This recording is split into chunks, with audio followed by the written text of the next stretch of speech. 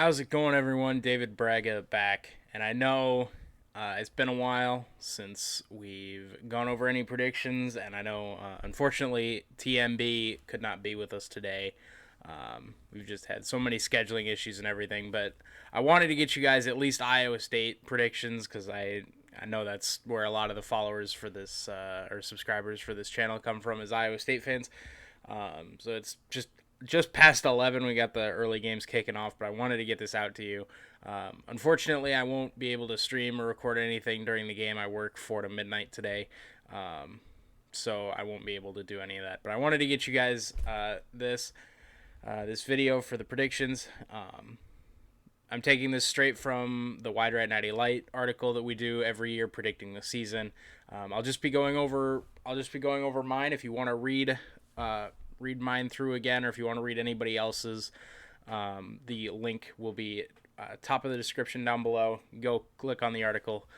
You can read through everybody's predictions. We got some of us going all the way, of course, as Wide Rat 90 Light will do. And we've also got some of us that think, maybe the pressure might be a little bit much. So let's take a look here. What makes or breaks the season? It's Brock Purdy. I know, the offense is going to run through Breece Hall. The defense is going to run through Mike Rose. But at the end of the day, the quarterback's the leader of the team. Quarterback touches the ball every single snap. He's got to be a little bit better than he was last year. People are gonna recognize Breece Hall a little bit. They might load the box a little bit more. So there's going to be a little bit more pressure on Brock Purdy to thin the defense, to spread the defense out, make them not load up the box, basically.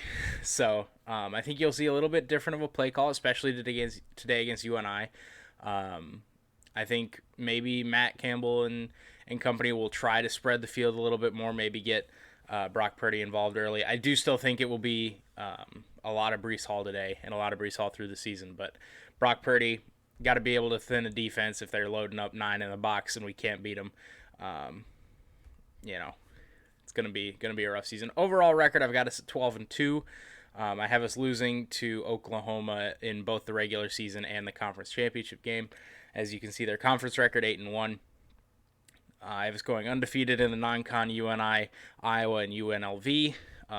2 of those games at home, and then UNLV in Vegas. There will be a lot of Cyclone fans out there. Offensive MVP, Heisman Trophy winner Breece Hall. That's right, I'm booking it.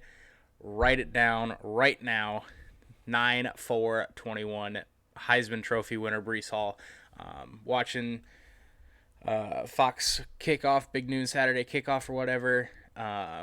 Reggie Bush also has Breece Hall top of the Heisman board and also has Iowa State as his dark horse to win the whole damn thing this year. So, like I said, makes or breaks the season is Brock Purdy, but your offensive MVP, it's going to be Breece Hall. Defensive MVP, I went Isheem Young, and I put a little bit of an explanation here. Like I said, I know the defense lives and breathes through Mike Rose, big 23 in the middle. But after getting kicked out of the Big 12 championship game just 2 plays in, number one's on one mission, and that's win. So I like Isheem Young, defensive team MVP. That man is going to have an electric year at safety, and he gets Greg Eisworth back there to help him out a little bit. Doesn't have Lawrence White this year, but that's where he kind of fills in that role. So I really like Isheem Young, defensive MVP. Offensive breakout star, I wanted to go with Sean Shaw because I love my guy, Sean Shaw Jr., number 2 wide receiver. But I'm going with Easton Dean. I think we're going to stick with a little bit of those 3 tight end sets. We lost Dylan Sainer, but still have Chase Allen and Charlie Kohler. I think Easton Dean fills that 3rd tight end role perfectly. I think this is a great little startup for him. And Brock Purdy loves throwing to his tight ends, so I like Easton Dean to have a breakout year. But do keep an eye on Sean Shaw. I think a lot of attention is going to go to Xavier Hutchinson, and when we're not in 3 tight end sets, it'll be Hutchinson and Sean Shaw out wide. Also, guys like Joe Skates, just keep an eye on the receivers because there's going to have to be someone behind Xavier Hutchinson. So Sean Shaw and Joe Skates would also were really close for me. But Easton Dean, Brock Purdy loves his tight ends, and this kid's a stud, so I like it. TJ Tampa for the defensive breakout star. I mean, I haven't seen anything I haven't liked about this kid. I think he's an excellent, kind of just secondary member. I don't think it matters where you throw him. Iowa State's got Anthony Johnson, Tavon Kyle currently. Also at corner, like I said, they've got Isham Young and Greg Eisworth at safety. I just think you throw TJ Tampa in there. He can do it all. He can light you up. He can play the ball. I just think he's going to have a stellar year. I wanted to put Will McDonald here, but at this point, I wanted to go a little bit off the radar because Will McDonald led the league in sacks last year. I think he's very likely to just do that again. But yeah, I think TJ Tampa, defensive breakout star, no question. Breakdown of the season, like I said, they're going to run the non-con behind the wheels of Breece Hall, especially coming off a COVID year. A lot of teams get a lot of people back. But yeah, Breece Hall is just unreal. I don't think there's, it's like shoot, what's the one? You can't stop him. You can only hope to slow him down, right? I do think there are some Big 12 teams that give Iowa State trouble. So if we go pull up the schedule here real quick, I do think there are Big 12 teams that give Iowa State trouble. I do think also Iowa is going to be a challenge. At least I don't think we just bowl over Iowa. I don't think that's something that's going to happen. I think start off this afternoon against Northern Iowa. This game does scare me, but I do think second half, after testing the waters a little bit, figuring out how UNI is going to play it, I like Iowa State to pull away in the second half. Against Iowa, I think that'll be a really close game. Again, 3:30 next Saturday. I will actually be at that game. So, again, no stream for that one, unfortunately. But I do like Iowa State to finally – Matt Campbell's finally going to beat Iowa. He's going to take that check mark off his list. And people are going to shut the hell up about it. So I do like Iowa State to beat Iowa. And then at UNLV just lost to Eastern Washington. So if we don't beat them by 55, it's a 9:30 kick. So it'll be a little bit of jet lag, a little bit of a weird one. But I do think we'll beat UNLV worse than Northern Iowa or Iowa. Start conference play the 25th at Baylor. Like I said, I don't think Baylor too much of an issue for us. I think Baylor's going to actually have a little bit of a down year this year. And then we get to follow that up with a home game against Kansas. And Kansas just scored with 1:55 to go in the fourth quarter to beat South Dakota last night. And then they stormed the field, which, honestly, I fucking love that. There was a bunch of people that had an issue with Kansas storming the field against South Dakota. I think it was fucking hilarious. It was awesome. So happy to have college football back. And you know what? It's Kansas. They deserve to have one. Go into a bye week.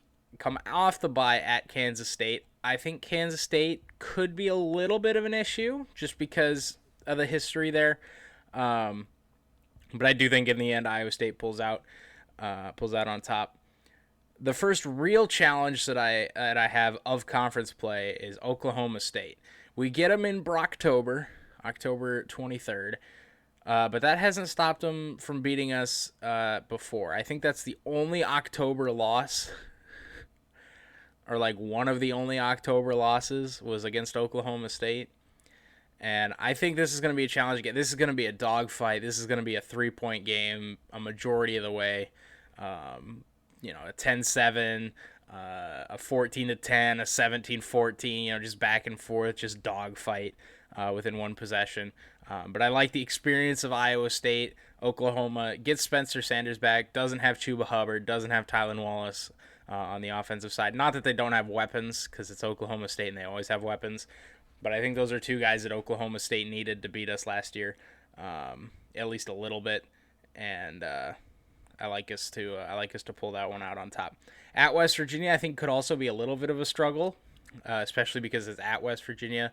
But I do think Brock Purdy is able to make one play to beat that defense, because I think that defense is going to be really good down there in Morgantown. But I like Brock Purdy. He's going to make one play more than West Virginia's defense. Iowa State's going to pull out a close win at West Virginia. And then Texas, at home against Texas to kick off November. Are you kidding me? Jack Trice is going to be electric that game. I'm sorry, Texas. I think Iowa State's going to roll that game. They just came off a close one against West Virginia and Oklahoma State. They're going to be ready for Texas.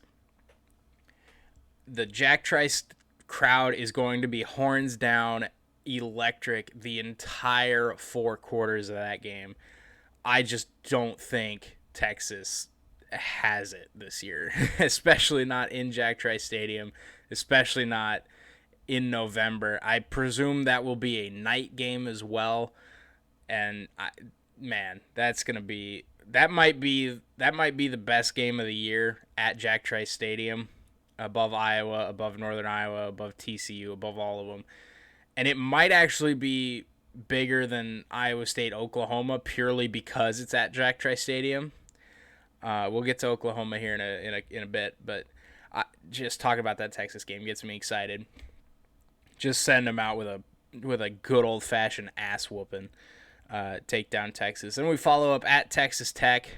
I think this could be a little bit of a trap game. Looking ahead to Oklahoma, Texas Tech might get up early in the first quarter, but I really don't think Texas Tech is all that good of a team this year. Coach on the hot seat. I think they could be desperate for an upset. So, that could be the only reason that I would see anything fishy going on there. But I like Iowa State, just a better football team, and Matt Campbell knows how to beat Texas Tech. So I like Iowa State big in that one eventually. And then we get to Oklahoma, and like I said in the article, we'll go over here. OU gets the best of us towards the end of the season as their one loss, setting up another top 10 matchup in the conference championship. I just think Oklahoma just is so good, and we don't get them early in the year this year. We get them late, right before the Big 12 title. I think this Oklahoma team is really good. You'll see it there in the article. But, yeah, I want to pick us so bad, but I just don't know that I can. At Norman, we've won there with Kyle Kempt, so there's no reason we can't win there with Brock Purdy. But yeah, that's gonna be a close one. Speaking of that game, though, on Undisputed yesterday, Friday morning, Shannon Sharp bet Skip Bayless 2 cases of Mountain Dew, because that's what they used to bet on that show. He bet 2 cases of Mountain Dew that Iowa State would come away with the win in Norman. So that is one to keep an eye on, because Shannon Sharp even thinks we're going to win that game. So keep an eye on that one. And then we close out the regular season against TCU with a home game. I think coming off that Oklahoma loss, we're going to be mad. We're going to be playing angry. We're going to be playing, I would not want to beat TCU. I really like this TCU team. I think they're going to have a really good year. But I would not want to beat TCU coming into Jack Trice Stadium after a loss at Oklahoma. I think Iowa State does get challenged in that game by TCU just because I really like that TCU team, really like Gary Patterson. But Iowa State does come out on top with an 11-1 regular season. We go to the Big 12 title game, and again, I'm just so high on the Sooners team, and it makes me so mad. But it would only make sense, like I say here. Alas, the greatest Cyclone team in school history is only bested twice by Oklahoma, the team that takes home the national title, because it just makes too much sense. So there you have it. Iowa State 12-2. I like us to win in the New Year's Six Bowl because I do think this team is really good, and I don't think they're going to be beaten by the pressure of being ranked AP number 7 to start the season. I don't think they're going to let that go to their heads. I think Matt Campbell is an excellent coach to keep these guys 1 week at a time, looking towards the next opponent and not 3 opponents down the road. So yeah, I like this Iowa State team a lot. Obviously, I'm an Iowa State fan. I go here, but I do really believe that this is a season that Iowa State can make something special happen. But unfortunately, I just think Oklahoma has just a little bit more. So that's gonna do it. let me know what you guys thought down below in the comments section. Am I too high on my boys in Ames? Am I too low? Do we split with Oklahoma here? Let me know. Let me know down below. Again, I'm so sorry that we could not finish out the Big 12 conference standings and records and everything. Again, it was just such a hectic week with classes starting and some other stuff going on. But don't worry, TMB and I will be back with probably a week 1 recap of some stuff. We'll talk about Iowa State. We'll talk about the Iowa-Indiana game. I assume at some point this week. So, but yeah, let me know what you guys thought down below. Let me know what you guys want to see in the coming weeks, other than play-by-play live streams and recaps and stuff like that. But that's gonna do it for me, David Braga. Subscribe down below if you enjoyed it. Like the video if you enjoyed it, and I will see you guys next time. Peace out.